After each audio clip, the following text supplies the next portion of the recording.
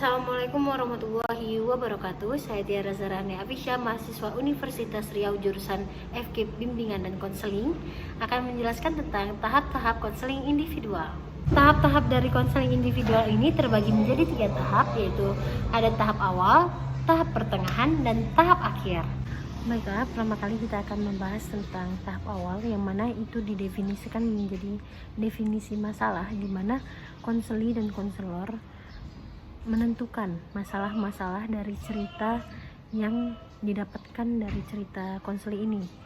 Nah, adapun teknik-teknik yang dipakai dalam tahap awal ini, yaitu yang pertama attending, yang mana attending ini merupakan teknik melayani konselor ke konseli dengan secara total agar konseling ini berjalan dengan baik. Nah, yang kedua ada empati, di mana empati ini merupakan suatu kemampuan bagi konselor untuk dapat merasakan dan memposisikan dirinya di posisi klien, dan juga konselor juga dapat harus memahami perasaan yang diekspresikan oleh klien. Selanjutnya yaitu ada refleksi. Refleksi di sini adalah upaya bagi konselor untuk menggali lagi lebih dalam masalah-masalah yang terjadi pada konselor. Nah, selanjutnya yang keempat, eksplorasi.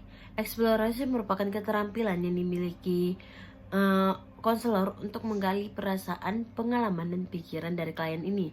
Eksplorasi terbagi jadi tiga, yaitu eksplorasi pengalaman, eksplorasi perasaan, dan eksplorasi pikiran.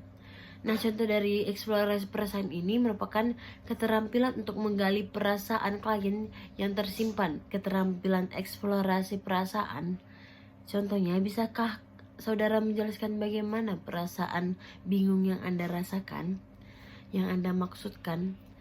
Nah, yang kedua ada eksplorasi pengalaman. Contohnya, saya terkesan dengan pengalaman yang Anda lalui, namun saya ingin mengetahui lebih jauh tentang pengalaman tersebut dan pengaruhnya terhadap pendidikan Anda. Nah, tentang eksplorasi pikiran, contohnya, saya yakin Anda dapat menjelaskan lebih jauh tentang apa pendapat Anda tentang hadirnya ibu tiri dalam rumah Anda. Nah, selanjutnya itu ada menangkap ide-ide atau menangkap pesan utama, yang mana pada dasarnya ada 4 tujuan utama dari teknik ini, yaitu untuk mengatakan kembali kepada kalian bahwa konselor bersama dia dan berusaha untuk memahami apa yang dikata klien. Yang kedua ada mendapatkan apa yang dikemukakan klien secara lebih ringkas.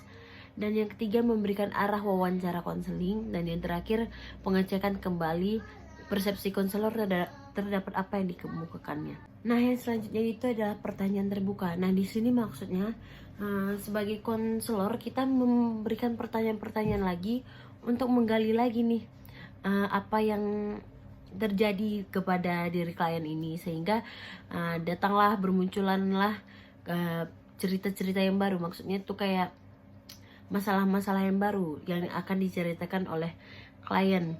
Selanjutnya ada dorongan minimal. Nah, ini yang terakhir nih.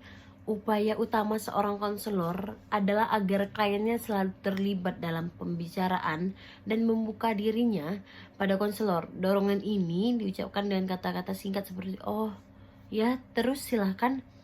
Ya, katakan saja. Iya, tidak apa-apa, lalu lanjut."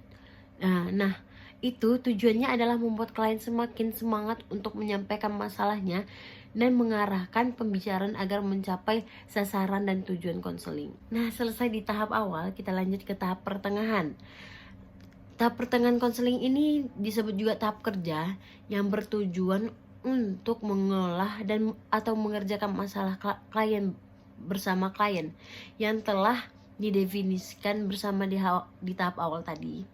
Pada tahap ini teknik-teknik konseling yang digunakan ada 8, yaitu memimpin atau leading, yang kedua memfokuskan atau focusing, yang ketiga konfrontasi, confrontation, yang keempat mendorong atau supporting, yang kelima ada menginformasikan hanya jika diminta klien, yang keenam memberi nasihat atau advising, dan ini juga jika diminta oleh klien, ada menyimpulkan sementara.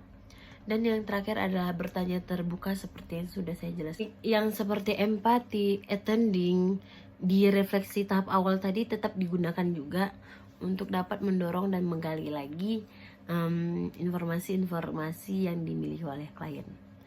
Yang terakhir, ada tahap akhir konseling, disebut juga tahap tindakan. Tahap ini bertujuan agar klien mampu menciptakan tindakan-tindakan positif seperti perubahan perilaku dan emosi, serta perencanaan hidup masa depan yang positif setelah dapat mengatasi masalahnya. Klien akan mandiri, kreatif, dan produktif. Teknik-teknik konseling yang digunakan juga ada di tahap ini digunakan juga yang dicangkupkan lagi dari tahap awal dan tahap pertengahan. Secara spesifiknya yaitu ada menyimpulkan, memimpin, merencanakan, dan mengevaluasi. Sekian dari saya, semoga dapat dimengerti oleh teman-teman sekalian, dan terima kasih. Wabillahi taufiq walhidayah. Wassalamualaikum warahmatullahi wabarakatuh.